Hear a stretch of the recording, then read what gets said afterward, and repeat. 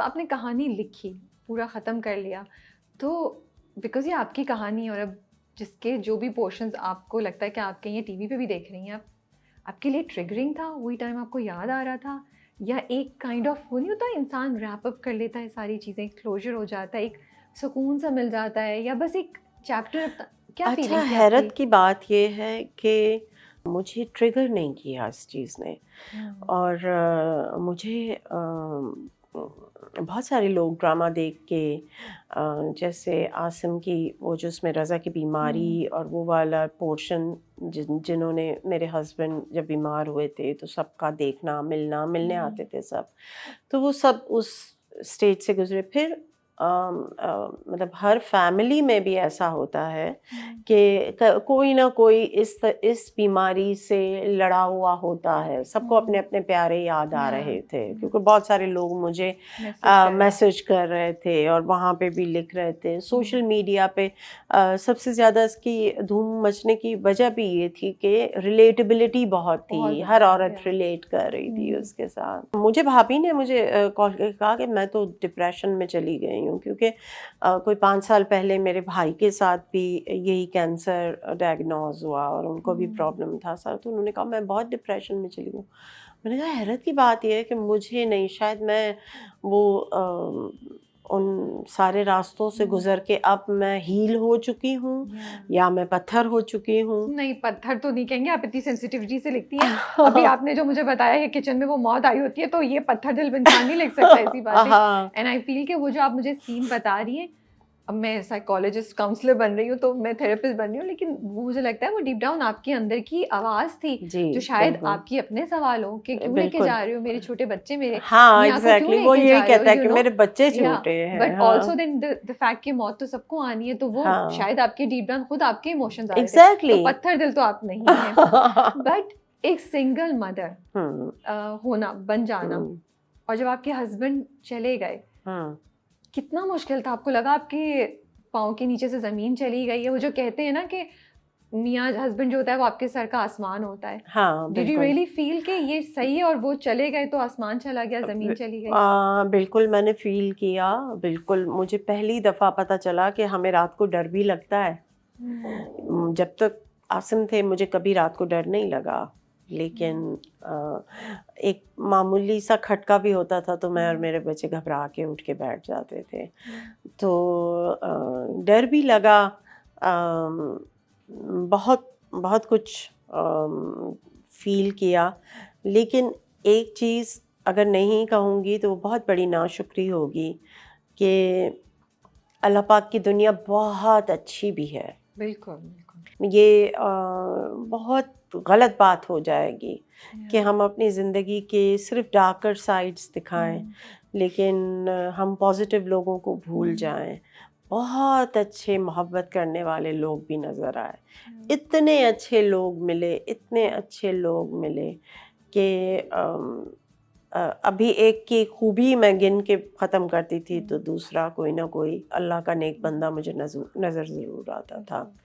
आप उन टर्म्स में इवन सर्वेंट भी ले लें, आप वो फरिश्तों का रूप धारे हुए आपका कोई मुलाजिम भी हो सकता है, हुँ, वो आपके नेबर्स भी हो सकते हैं, वो आपके रिश्तेदार भी हो सकते हैं, वो आपके कलीग्स भी हो सकते बिल्कुल। हैं। तो बहुत अच्छे लोग भी हैं।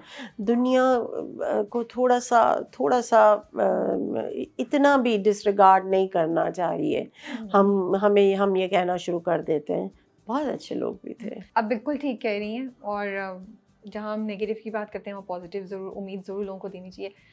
बट सिर्फ़ मकसद ये होता है कि जब मैं बात कर रही होती हूँ या मुझे होता है कि हमारे यहाँ ना हम लोग बहुत सी चीज़ों को फॉर ग्रांटेड ले लेते हैं और शायद थोड़ी इनसेंसिटिविटी हम में एज़ इंसान आ गई है, तो हुँ, हम दूसरे की मुश्किल को उस तरह समझ नहीं पाते क्योंकि हुँ, हमें लगता है कि बस हो गया, बहादुर बनो चलो। तो इसलिए कभी-कभी उन डार्कर टाइम्स की बात करने का मुझे होता है कि एहसास हो कि यार दूसरा इस बंदे से, इस चीज़ से बंदा गुज़र रहा है।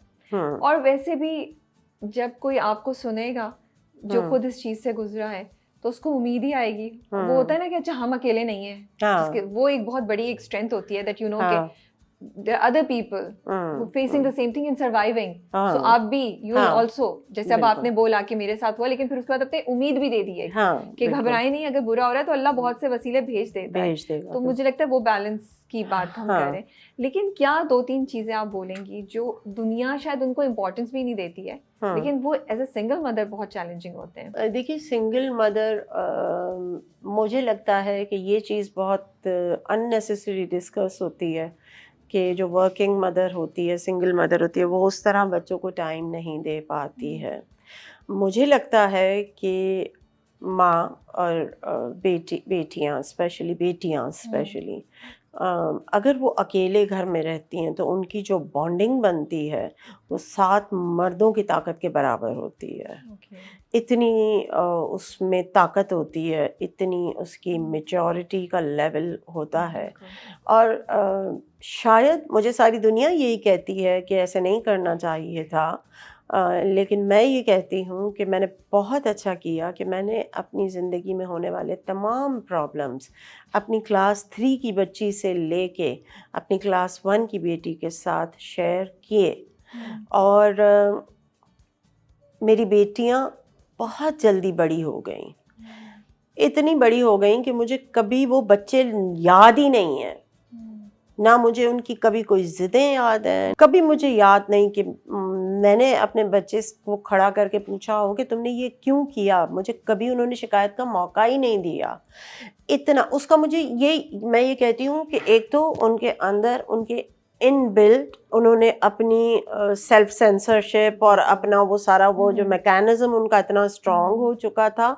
और दूसरी जो चीज़ उनकी जो थी, मैंने जैसे जब इनके बाबा की डेथ हुई तो मैंने इनको एक चीज़ कही थी कि बेटा अब तुम्हारा कैरेक्टर और तुम्हारी पढ़ाई ये तुम दोनों की जिम्मेदारी है. और अगर तुम चाहते हो कि मामा फोकस करके वो उस लाइफस्टाइल तक ले आएं जो बाबा छोड़ के गए हैं, अदरवाइज़ मैं तो हमेशा परेशान रहूँगी. तो उसके बाद मुझे कभी परेशानी नहीं हुई कि मेरी बेटी का किसी के मार्क्स अच्छे आए नहीं आए, ये कौन सी क्लास में है, क्या कर रही हैं. इतनी खूबसूरती से इन्होंने अपनी पढ़ाई को देखा. और प्लस मैं आज टीचर समीना हमें एक मिली, अगर हो सकता है वो इंटरव्यू सुने तो मैं उन्हें ज़रूर अप्रिशिएट करूँगी कि वो मेरी बच्चियों की पढ़ाई पे बहुत सुपरवाइज़ करती थी टीचर समीना, जहाँ ये डेली ट्यूशन पे जाया करती थी.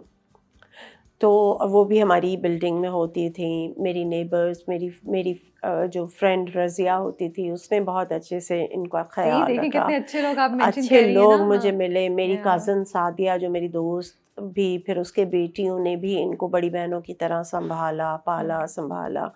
नूर आपा जिन्होंने मुझे राइटर बनाया, जो मुझे हाथ से पकड़ के लिखना सिखाया, लेकर आई इस इंडस्ट्री में. उसके बाद जियो का प्लेटफॉर्म मिला. मतलब अगर उनकी मैं थैंक्स नहीं करूँगी तो ये भी ज़्यादती सही बात होगी. है. फिर उसके बाद अब A+ जहाँ मैंने ज्वाइन किया, जब्बार साहब मरहूम का वो होता था, उन्होंने बहुत कदर की. अभी तक भी मतलब आप देख लें, ARY हो, ग्रीन हो, हम टीवी हो या जियो हो, हर जगह मुझे इज़्ज़त, प्यार, मोहब्बत और मिला. मुझे कभी इस तरह की कोई वो फीलिंग भी नहीं आई कि मैं एक औरत ज़ात हूँ और मैं यहाँ पे फिर रही हूँ और ये वो, कभी भी नहीं. इतना अच्छा इन्वायरमेंट, इतना अच्छा इज़्ज़त वाला माहौल. तो बच्चों पे हम थे, सॉरी मैं बच्चों को वो अप्रिशिएट करते नहीं करते नहीं, आ बहुत गई. अच्छी बात है. और एक दो बातें बड़ी आपने इसमें इंटरेस्टिंग बोली कि इंडस्ट्री में कुछ अर्से बाद जब आप सेटल हो गई तो आपको कभी फील नहीं हुआ कि एक औरत होने जैसे आपको मसले हों, विच बिल्कुल इज़ वेरी गुड. हमें पॉजिटिव बातें भी करनी चाहिए, बतानी बिल्कुल चाहिए. बिल्कुल दूसरा, आपकी बात बिल्कुल, आई थिंक बहुत सी सिंगल मदर्स इस बात से रिलेट करेंगी जो आप कह रही हैं कि बच्चों के साथ टाइम ना स्पेंड करें क्योंकि हाँ वो वर्क कर रही हैं ना. हाँ हाँ. तो कोई और लेकिन आप